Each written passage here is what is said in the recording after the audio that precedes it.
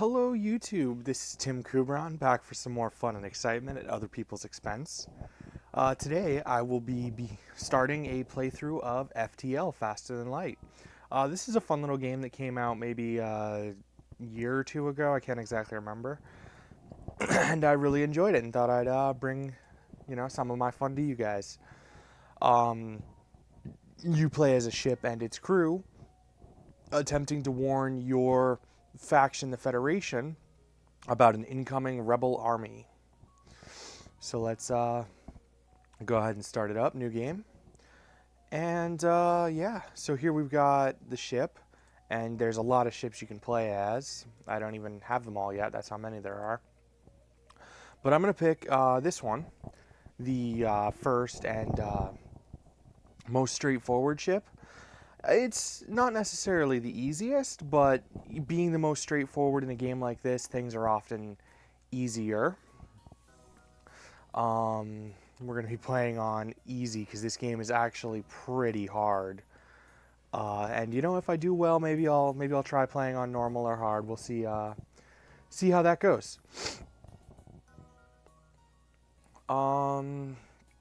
Yeah, so let's just go ahead and jump right in. The data you carry is vital to the remaining Federation fleet. You need supplies for the journey, so make sure you explore each sector before moving on to the next. But get to the exit before the pursuing rebel fleet can catch up. Tip: beams. Beam weapons do damage based on the number of rooms they hit. Each shield bubble will block 1 damage of a beam. It's best to use beams when the enemy ship shields are down. Good advice. Alright, so here we are, we're our ship and our crew floating in space. For starters, let's start down here. We have our reactor power over here on this side. The number of little rectangles is how many power we have, and the green is how many we have available. The reactor power needs to be allocated to the ship's systems in order to, be of any use. The ship's systems, of course, in the same way, they can hold up to the amount of power they have of rectangles, and the green is how much power is actually allocated into them. We have, shields, which is represented up here. You can have up to 4 layers of shields, and I currently have 1. Each layer of shields, interestingly enough, takes 2 power in the system. We have the engines, which you need 1 point in them in order to make jumps to different areas, and more points in them will increase your ship's evasion in combat. The med bay is a med bay. It's pretty straightforward. When you put your crew into the med bay, physically put them in there, they are healed as long as your med bay has power in it. Oxygen, O2, you need that out in space, otherwise you would suffocate. As long as the O2 system has power in it, it will continue to produce oxygen, which is represented up here. My oxygen right now is at 100%. And without, if the O2 system is damaged or goes down, oxygen will leak and my crew very well could suffocate. And then we have the weapon system right here. And the amount of weapons I have and can hold is here. Currently I have a Burst Laser 2 and an Artemis missile launcher. And in order to power those up, you need to put power from the reactor into the weapon system onto the specific weapon. Simply by clicking the weapon here like this, it takes 2 power from the reactor, puts it into the weapon system on the burst laser.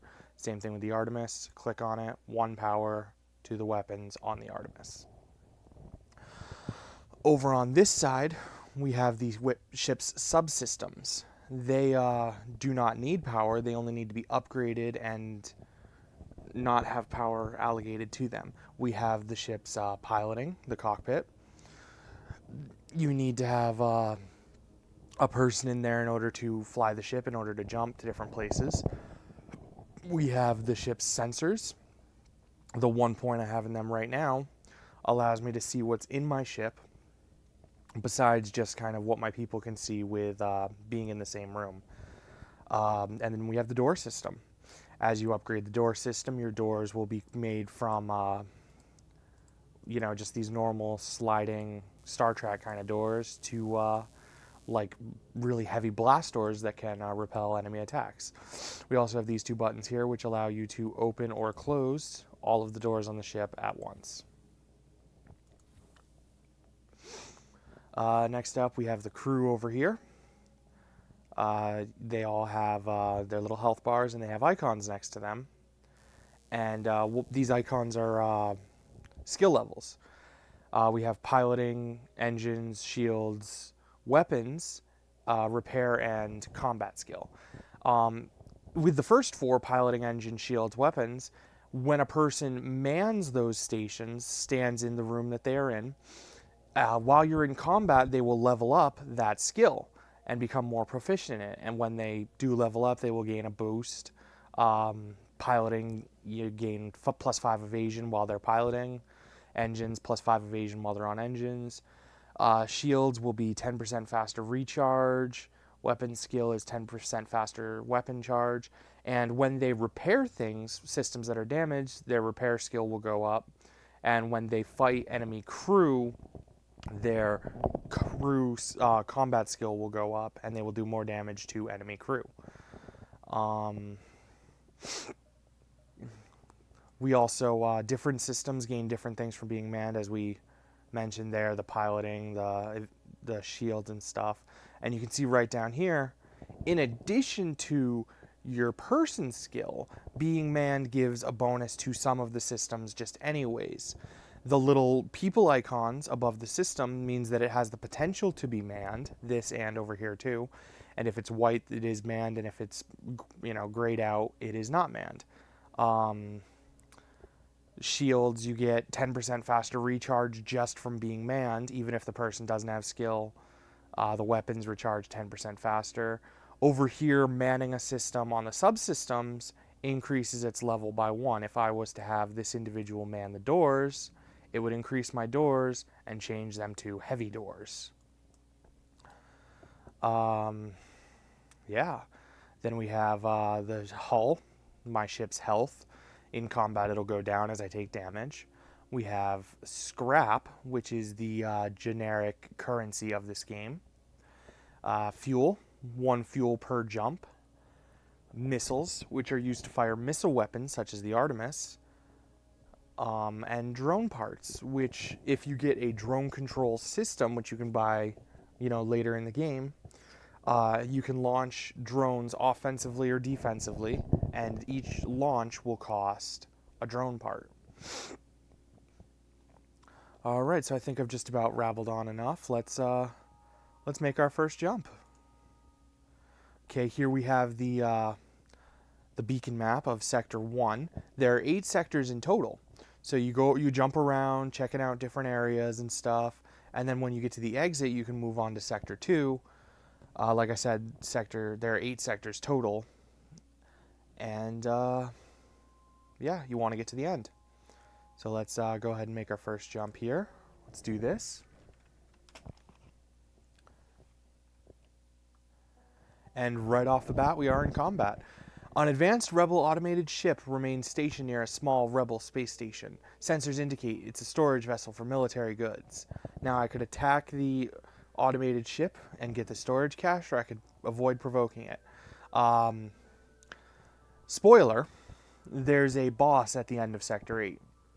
With that in mind, you want to power up your ship as much as possible, and in order to do that, you need more scrap, you need to fight other ships. So I am going to fight this ship. And now here, I'm going to pause it really quick. We are now in combat with this ship. So what we want to do is use our weapons, obviously, to shoot at them and destroy their ship. They have their hull strength right here, and they have their shields, which this ship does not have any shields.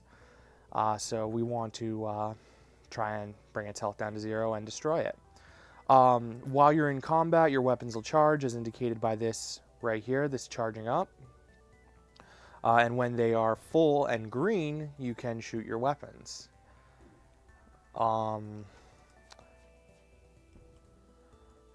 Alright, so with his last attack there, my engines were damaged. They are yellow, now, orange now, excuse me. And that means that they need to be repaired. So I will have one of my crew members go over here and repair that. All you need to do is just put them in the room and they will start repairing.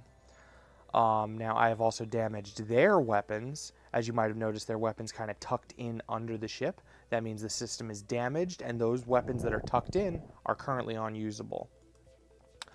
Another thing, as you might have guessed, because missiles are limited, you have a number of missiles. I don't tend to use them unless I need to, as they are sort of a precious resource. So I just kind of use my burst laser and let my missiles sit there in that last fight. You salvage what you can from the broken ship, 26 scrap. Investigate the station. The station was either abandoned or stripped clean. It seems to have lain unused for quite some time. You find nothing useful. All right. The reason also for that is missile weapons, such as the Artemis here, will go through enemy shields. So if your enemy has, even if they have 5 layers of shields, you can shoot the missile and it'll go right through them, and it's like, haha. So I kind of tend to want to save my missiles for when, we have kind of a conundrum like that. All right. Now that I've explained pretty much everything you need to get started, I think I'm going to cut it here, make this first part kind of a tutorial video, and in the next time we'll get down and really explore all of Zone 1, actually get the game really started.